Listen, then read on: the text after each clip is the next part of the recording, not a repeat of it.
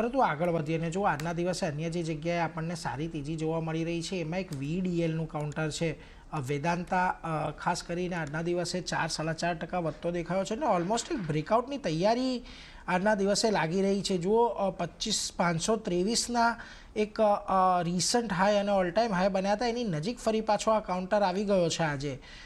લાગે છે અહીંયા કોઈ અત્યારે વ્યૂ રાખવો જોઈએ વેદાંતામાં કે થોડુંક ઘટાડે ખરીદદારીની સલાહ આપશો?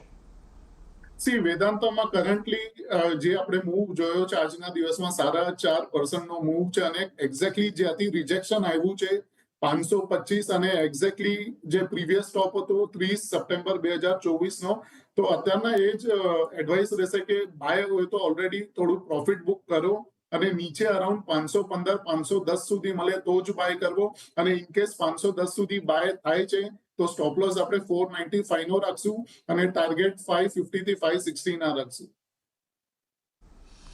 એટલે અત્યારે થોડો ઘણો પ્રોફિટ બુક કરવાની સલાહ, નીચેમાં 500ની આજુબાજુ આવે છે ત્યારે ફરી એક વખત ખરીદદારી કરવાની છે 550ના લક્ષ્યાંક માટે. એટલે અત્યારે જો હોય તો થોડો ઘણો પ્રોફિટ બુક કરી લો અને ઘટાડે ખરીદદારીની રણનીતિ તમારી અહીંયા ખાસ કરીને રાખવાની છે.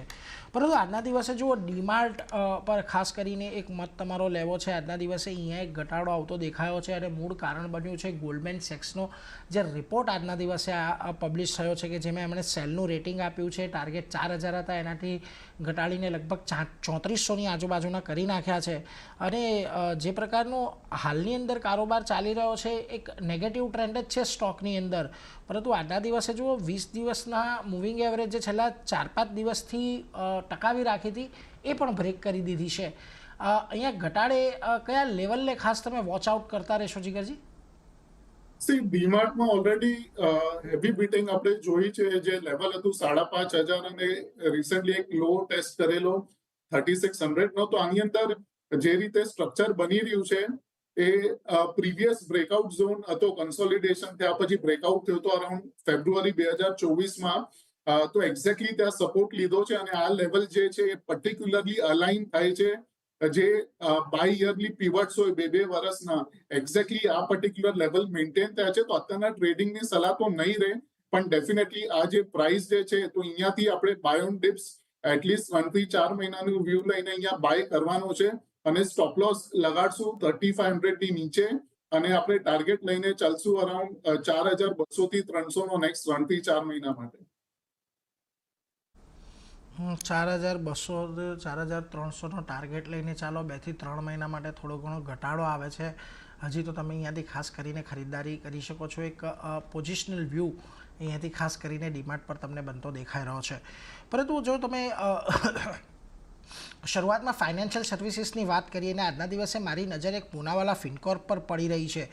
જો 11 ઓક્ટોબરના રોજ આ કાઉન્ટર 50 દિવસની મૂવિંગ એવરેજની નીચે આવ્યું હતું, ત્યારબાદ 280 સુધીનો એક ઘટાડો આપણે જોઈ લીધો. આજના દિવસે એક છેલ્લા ઘણા દિવસની રેન્જમાંથી એક બ્રેકઆઉટ આવ્યું છે અને 50 દિવસની મૂવિંગ એવરેજ ઉપર કાઉન્ટર સસ્ટેન કરી રહ્યું છે. અહીંયા કોઈ અત્યારે થોડો શોર્ટ ટર્મ માટેનો કે પોઝિશનલ વ્યૂ તમે ધરાવી રહ્યા છો પૂનાવાલા ફિનકોર્પ પર?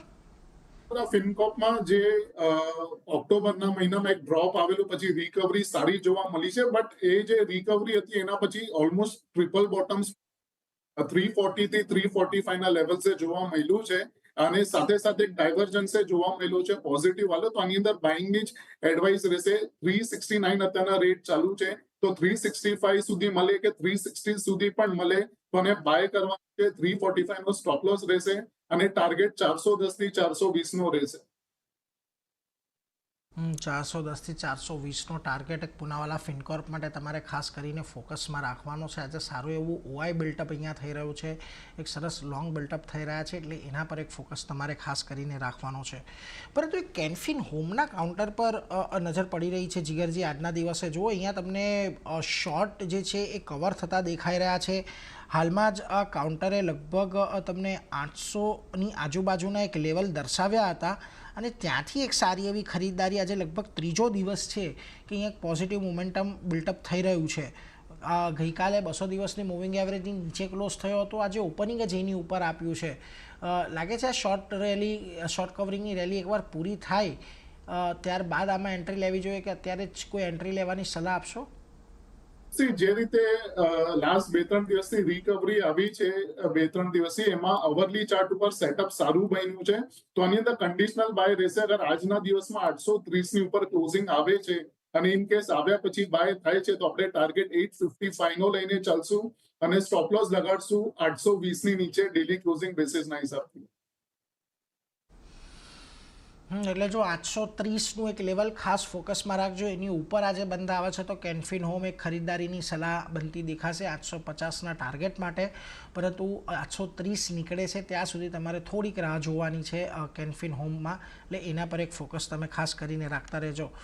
પરંતુ જો એ જ રીતે આપણે અન્ય એક સ્ટોક પર ખાસ કરીને ચર્ચા કરવી છે, એ છે ગોદરેજ સીપી એટલે કે ગોદરેજ કન્ઝ્યુમર પ્રોડક્ટ. આજના દિવસે અહીંયા થોડા ઘણા આપણને શોર્ટ કવર થતા દેખાઈ રહ્યા છે. ગઈકાલના દિવસે પણ જુઓ એક પોઝિટિવ મોમેન્ટમ હતું. હવે આમ તો ઘણું મોટું ગેપડાઉન થઈ ગયું છે અને આ લેવલ પર અત્યારે કોઈ રિવર્સલના બહુ મોટા સંકેતો જીગરજી નથી બની રહ્યા. પરંતુ અહીંયા કયા લેવલ્સ ખાસ વોચ આઉટ કરતા રહેશો તમે ગોદરેજ સીપી માટે? ગોદરેજ સીપીમાં સૌથી પહેલા તો સપોર્ટ જે હતું અરાઉન્ડ 1100 ને ટેસ્ટ થઈ જ ગયો છે 2 થી 3 દિવસ પહેલા. સો આની અંદર પણ ટ્રેડિંગની એડવાઇસ તો નહીં રહે, પણ હા અગર ઇન્વેસ્ટમેન્ટ કે 2 થી 3 મહિનાનો વ્યૂ લેવો હોય તો આ પરફેક્ટ લેવલ છે. સ્ટોપ લોસ આપણે લગાડશું 1070 ની નીચે અને ટાર્ગેટ લઈને ચાલશું 1250 નો નેક્સ્ટ 2 થી 3 મહિના માટે. એટલે જો ખાસ કરીને અહીંયાથી ધ્યાન રાખજો, 2 થી 3 મહિનાનો વ્યૂ હોય તો જ તમારે ખરીદદારીની સલાહ અહીંયાથી બનતી દેખાઈ રહી છે ગોદરેજ સીપી પર. એટલે એના પર એક ફોકસ તમારે રાખવાનો છે. પરંતુ એ સાથે જ